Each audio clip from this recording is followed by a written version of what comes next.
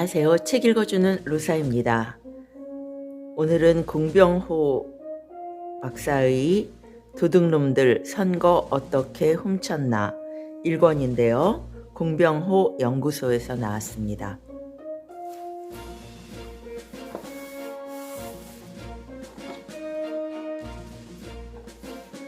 경남 통영에서 태어났고 고려대 경제학과를 졸업하고 미국 라이스 대학교에서 경제학 박사를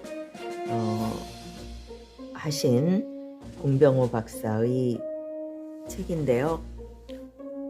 이것에 대한 자세한 내용은 공병호 TV에 다 나와 있습니다. 이 책이 5권으로 발간될 예정이라고 하는데요.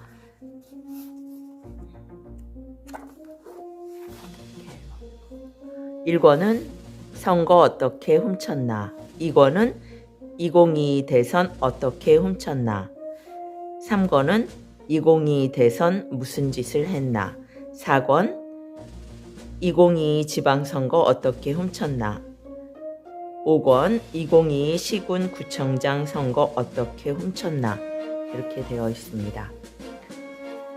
이 책이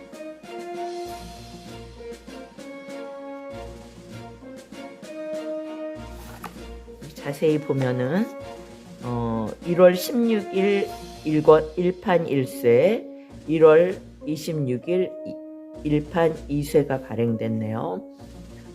이 책이 계속 발간될 수 있도록 도와달라는 그런 광고를 봤는데요. 당시 민경욱 의원의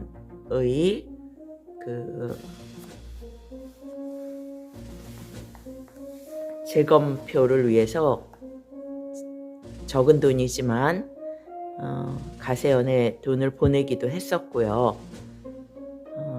뭔가 부정선거가 정확하게 밝혀지기를 바랬는데 유야묘야되고 있는 듯한, 벌써 2000년에서 2023년 3년이 돼가고 있거든요. 6개월 안에 이렇게 선거 재검을 하도록 되어 있는데 어찌된 일인지 주요 언론들은 보도를 제대로 하지 않고 모든 정치인들이 다 눈 감고 있고, 그래서 3구 대선에서만이라도 부정선거가 없도록 하기 위해서 사전선거 감시를 자원해서 하기도 했었고요.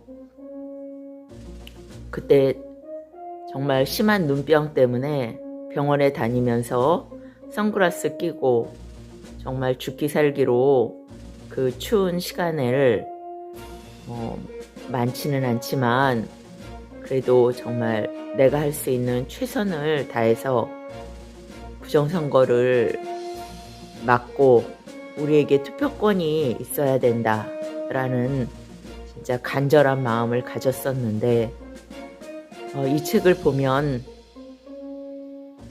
그것이 소용이 있나 하는 허탈함이 있습니다. 그럼에도 불구하고 이런 책을 5권이나 내겠다라고 하는 공병호 박사의 대단한 의지가 감사할 따름입니다. 맨 뒤에 에필로그만 읽어드리겠습니다.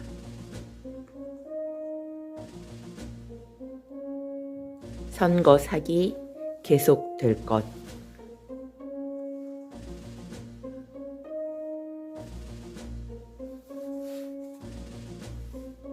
야, 어째서 이런 나라가 있냐. 혼자 있을 때 자주 드는 생각이다. 누구나 사기를 치는 일은 나쁜 일이라는 것쯤은 안다. 그런데 함께 사회를 이루어서 사는 사람들이 실행할 수 있는 사기 가운데 가장 중범죄에 해당하는 것이 선거 사기일 것이다. 선거 사기범들이 나쁜 것은 두말할 필요가 없다. 그런데 한국 사회가 보이는 납득하기 힘든 선거 사기를 묵인, 방조, 무관심하게 대하고 있고 여기서 한 걸음 더 나아가 은폐하는데 수많은 사람과 세력들이 힘을 더하고 있다는 사실이다. 이런 면에서 보면 사회가 완전히 맛이 간 상태라 할 수 있고 절반쯤은 망한 사회라고 부를 수도 있을 것이다.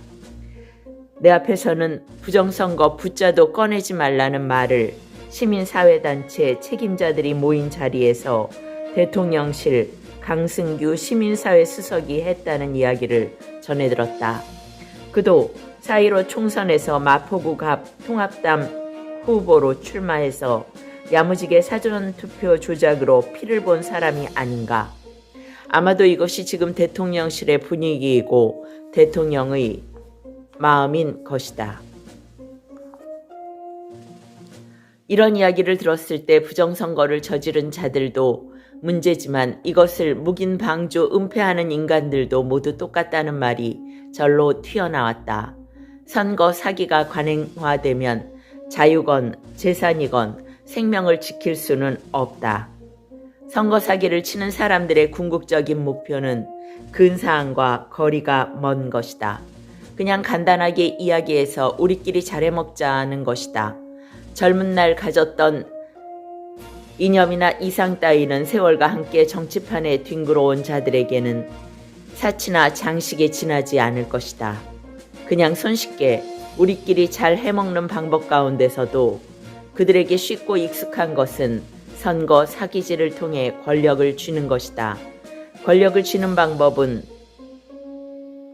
이리저리 궁리한 끝에 결국 선거를 훔치는 것만큼 쉬운 일은 없다고 결론 내렸을 것이다.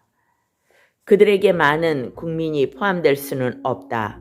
그들과 우리라는 대결 구도가 생겨나게 된다. 선거를 걱정할 필요가 없이 선거 조작으로 10년, 20년, 50년 해먹을 수 있으면 국민들은 철두철미하게 수탈이나 약탈의 대상이 될 것이다. 5년간 집값 37% 오를 때 종부세 1037% 급등과 같은 기사를 보면서 생각을 좀 깊이 하는 분들이 많이 나오기를 바란다. 문재인 정권 하에서 한국은 거의 막다른 골목까지 내몰렸다. 실수로 윤석열이 당선되지 않았다면 아마도 20년, 50년 그 동네 사람들이 잡았을 것이다.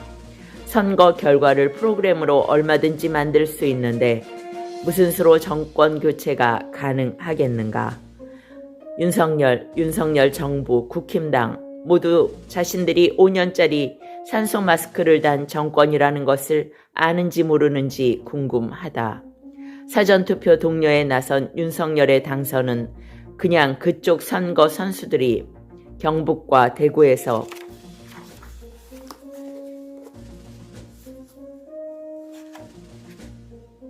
실수를 범했기 때문에 넝쿨째 권력이 들어온 것에 불과하다. 경북과 대구에서 평균 정도만 조작했어도 그 동네로 권력이 넘어가고 말았을 것이다. 인간이란 참새와 같아서 눈앞의 이익에 매달린다. 6.1 지방선거의 야무진 조작을 보면서도 대통령이란 사람은 침묵도 침묵이다. 선거를 바로 세우려는 희망이 점점 흐릿해지는 상황이 전개되고 있지만 나는 선거 사기범들이 무슨 짓을 했는지를 밝히고 만행을 증언하고 기록으로 남기기 위해 이 책을 썼다.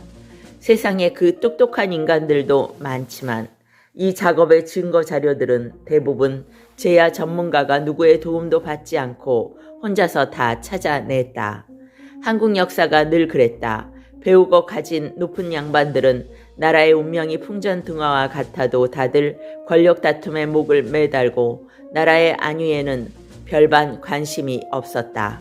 나라가 어려울 때는 늘 민초들이 나섰다. 그래도 당신들 나라만이 아니고 우리나라니까 제야 전문가의 도움으로 이렇게 기록을 남긴다. 내 힘이 자라는 데까지 선거 사기범들과 부정선거 세력의 뱃속까지 파헤치는 작업을 계속할 것이다. 그것이 나의 의무라고 생각한다. 사전투표 조작은 앞으로도 계속될 것이다. 선거 사기범들에겐 멈춰야 할 어떤 이유도 없다.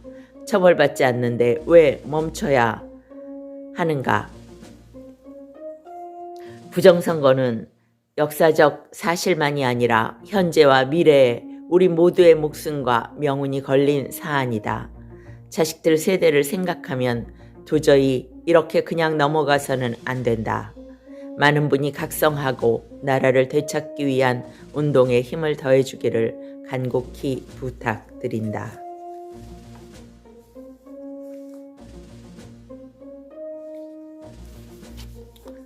오늘은 도둑놈들에서 읽어드렸습니다. 책 읽는 로사였습니다.